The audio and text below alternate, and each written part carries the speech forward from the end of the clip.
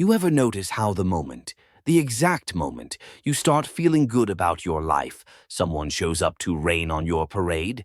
No coincidence there, my friend. No coincidence.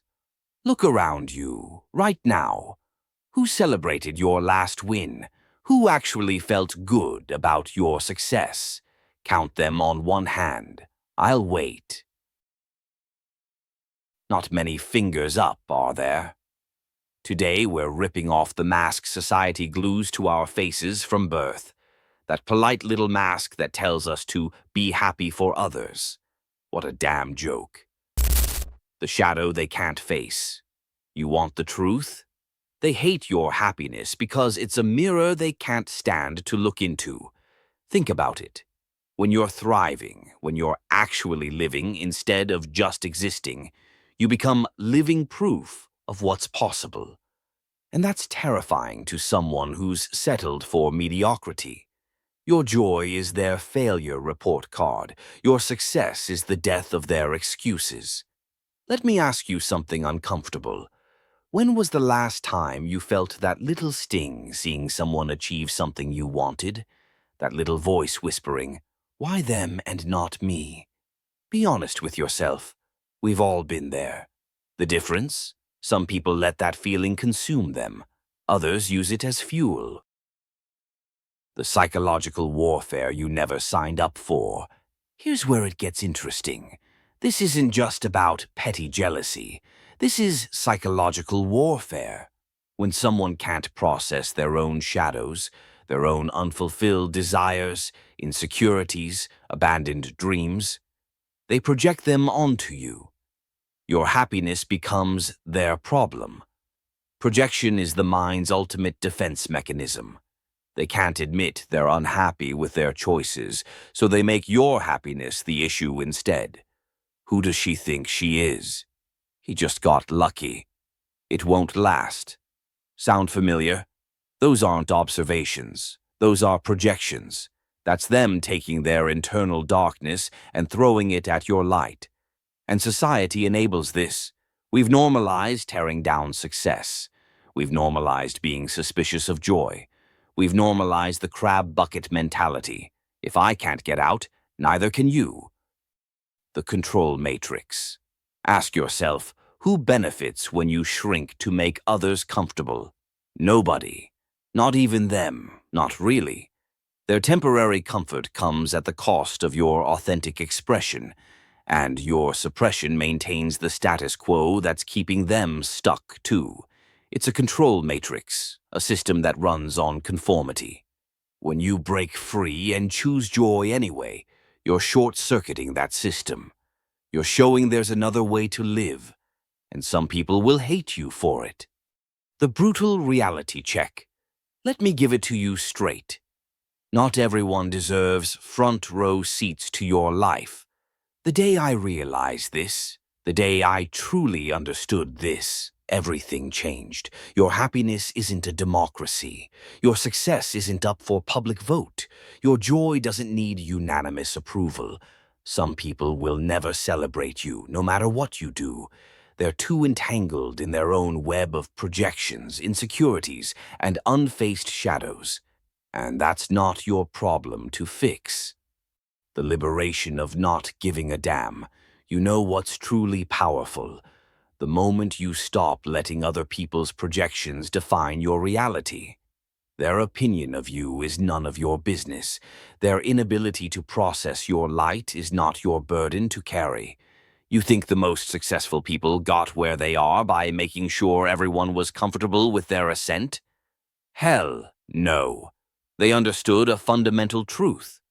Your potential threatened people long before your success ever did.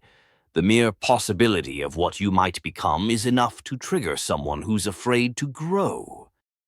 The path of the few. Here's where we separate the real ones from the rest. Are you willing to be disliked by some to become who you're meant to be? Are you willing to let go of people who only loved the smaller version of you? Because that's the price of authentic living. That's the cost of refusing to dim your light. And it's a price most aren't willing to pay. They'll choose comfortable mediocrity over uncomfortable growth every single time. But not you. I see something different in you. I see someone who's tired of playing small. Someone who's realizing that other people's happiness, or lack thereof, isn't your responsibility. Your happiness, though, that's entirely on you. The shadow work they won't do. What sets you apart is your willingness to face your own shadows. When you feel that twinge of jealousy, you don't project it outward. You turn inward and ask, what does this trigger in me? What unhealed part of me is speaking right now? That's shadow work. That's emotional maturity. That's what separates those who evolve from those who stay stuck in cycles of projection and resentment. While they're busy hating on others' joy, you're busy examining your triggers, healing your wounds, and expanding your capacity for authentic living. But they don't want to hear about that work, do they? They just want you to stay small so they don't have to face their own potential. The hidden opportunity. Here's something they'll never tell you. Other people's negative reactions to your happiness contain valuable information. They show you who can't hold space for your evolution, what societal norms you're transcending, which insecurities you might need to address in yourself. Their projection is a mirror, not of who you are, but of what you're activating in others. And that's powerful data if you know how to use it. The confidence paradox. Let me blow your mind with this. The more genuinely confident you become, the less you need others to validate your path. But here's the twist. That authentic confidence attracts people who celebrate your light rather than try to dim it. It's like a filtering system. Your joy and success repel those who can't face their own shadows and attract those who are doing their own inner work. So, in a twisted way, you should thank those who hate seeing you happy. They're self-selecting out of your life. They're removing themselves from your path. That's efficiency. They're doing the work for you. Now, let me hit you with something uncomfortable. Are you the one hating on someone else's happiness? Are you the one making snide comments about someone's success? Are you the one spreading rumors or downplaying achievements? Because if so, it's time for a reality check. That behavior isn't about them. It's about the shadows you haven't faced. Your resentment of others' joy is a compass pointing directly to your unfulfilled potential. Follow that compass. Do the work. Face those shadows. Because projecting them onto others isn't helping you become who you're meant to be. So what now?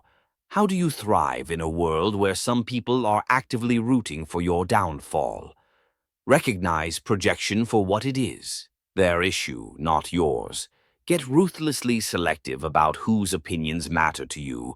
Build your joy from the inside out. Use others' triggers as information, not direction.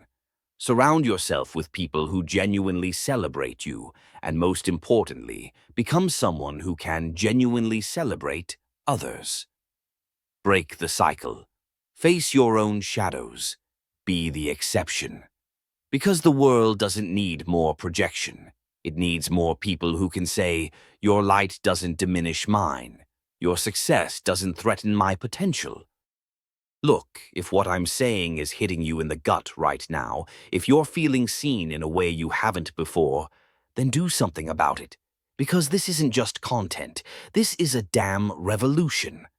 A revolution against smallness, against projection, against the mediocrity that comes from living for others' approval. Join me in this. Let's build a community of people who aren't afraid of their own light or anyone else's. Remember, they hate to see you happy because they've forgotten how to be happy themselves. That's their work to do, not yours. Your work? Keep shining, keep growing, keep choosing joy, and watch how that transforms not just your life, but the lives of everyone brave enough to witness your evolution without resentment. It's time to break the matrix. I'll see you in the next one.